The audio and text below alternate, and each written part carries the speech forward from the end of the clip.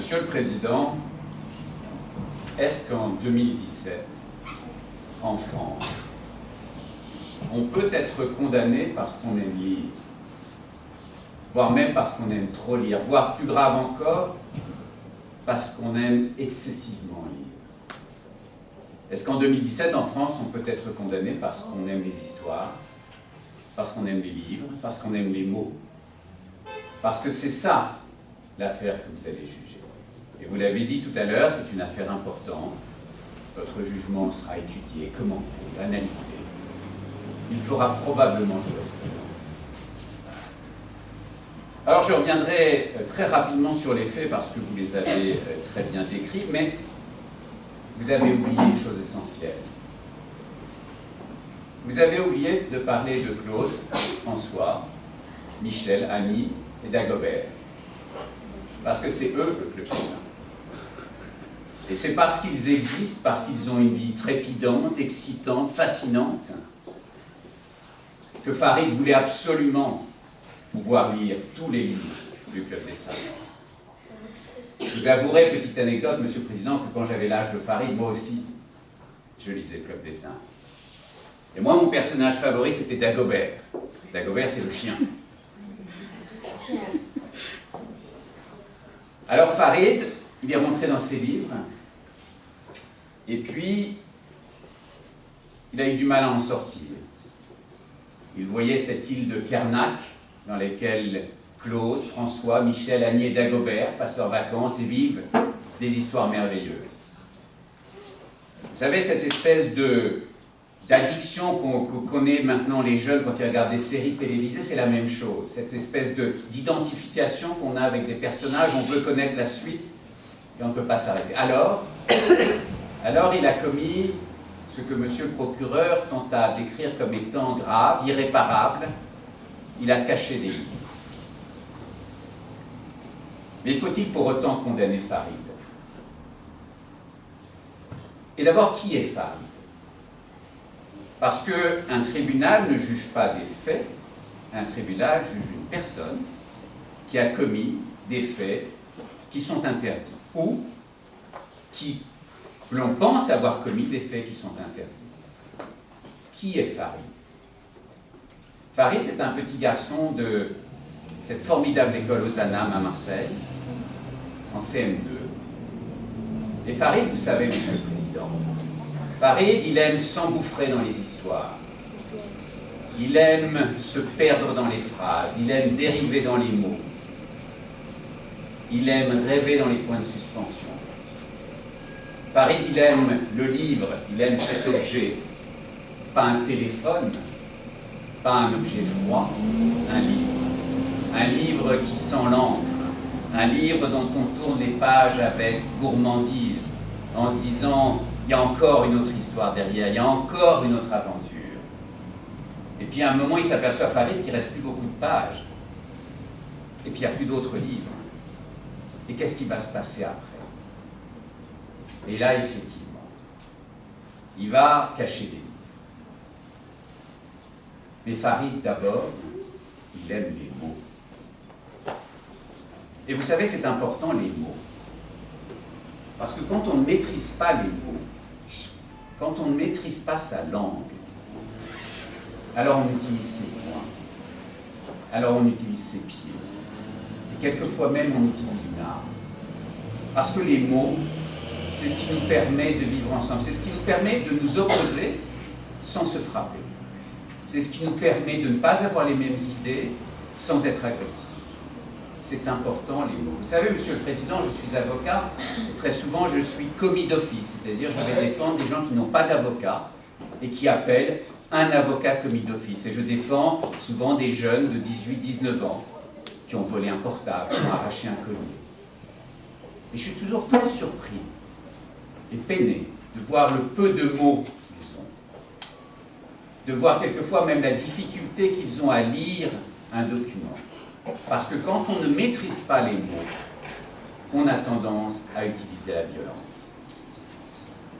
Alors c'est vrai, Monsieur le Président, et Monsieur le Procureur l'a très très bien dit, vous avez un rôle très important. C'est vous qui faites respecter la règle. Et monsieur le procureur l'a dit aussi, les règles, elles sont fondamentales. Dès qu'on n'est plus tout seul, dès qu'on est deux, il faut une règle. Il faut une règle dans une famille, ce qu'on fait chez soi, il faut une règle dans une classe, dans une école, dans une équipe de foot.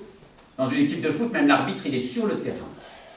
Et l'arbitre, il siffle quand on ne respecte pas la règle. Et ici, monsieur le président, c'est vous qui allez siffler pour savoir s'il y a eu une faute. Parce que quand il n'y a plus de règles, il en reste toujours une. C'est la loi du plus fort. Et celle-là, on n'en veut pas. Parce que dans toute communauté, il y a des gens plus faibles, des enfants, des infirmes, des gens pauvres. Et c'est pour ça qu'il y a des règles. Alors, monsieur le président, je le sais, vous devez appliquer la règle. Et celui qui ne respecte pas la règle, il doit être condamné. Sauf. Parce que, comme vous le savez, monsieur le président, vous qui êtes un fin juriste, il y a deux exceptions dans notre code pénal. Il y a deux situations dans lesquelles on peut commettre une infraction, on peut ne pas respecter la règle et ne pas être condamné. Il n'y en a que deux. La légitime défense, et là ça suppose que vous êtes agressé et qu'à ce moment-là vous réagissez, ce n'est pas le cas de Farid. Et puis il y a l'état de nécessité. Qu'est-ce que c'est l'état de nécessité? Je sais pas. Je vais vous raconter une histoire. C'est une histoire vraie. On est en 1898, c'est-à-dire il y a près de 120 ans. Et il y a une jeune femme qui s'appelle Louise Ménard. Elle est très pauvre, elle vit seule, elle a un enfant. Et ça fait 2 jours qu'elle n'a pas mangé. Elle a tout donné à sa petite fille. Mais au bout de 2 jours, elle ne peut plus. Alors Louise Ménard, elle va aller dans une boulangerie et elle va voler du pain. Elle sera interpellée et elle va passer devant un tribunal comme celui-ci. Dans ce tribunal, à Château-Thierry, le juge ne va pas la condamner. Elle a volé du pain, mais il ne va pas la condamner. Parce qu'il va considérer qu'elle était dans un état de nécessité. Il y avait un danger très important, elle a commis une infraction parce que c'était la seule façon d'éviter ce qui était beaucoup plus grave, la mort de son enfant et sa mort à elle. En 1957, il y a un homme qui a construit à Colmar, dans un terrain qui ne lui appartenait pas, un petit cabanon, parce qu'il faisait très très froid. On était en février, il avait 2 enfants. Et pour éviter qu'il meure, il a construit un cabanon, il a fait quelque chose d'interdit, il n'a pas été condamné. Ça s'appelle l'état de nécessité. Il faut un danger, une infraction que l'on va commettre pour éviter ce danger, et il faut que ce soit proportionnel. Alors dans le cas que vous devez juger, monsieur le président, Farid, il y a un danger pour Farid. Ah, peut-être, ce n'est pas du même niveau, je suis d'accord. Mais néanmoins, il y a un danger. Le danger, c'est qu'il ne connaisse pas la suite de cette histoire, qu'il ne puisse pas vivre avec ce club des 5 encore des semaines et des semaines et des semaines. Alors il va commettre une infraction, il ne va pas respecter la règle, certes, mais c'est bien proportionnel, c'est quand même très limité. Il va cacher les livres, il ne les vole pas. Donc il fait quelque chose qui est proportionné au danger qu'il ressent. Monsieur le Président, je vous demande pour terminer, dans votre jugement, qui je sais sera mesuré, de rappeler à Farid qu'il faut respecter les règles, certes, je pense que c'est important.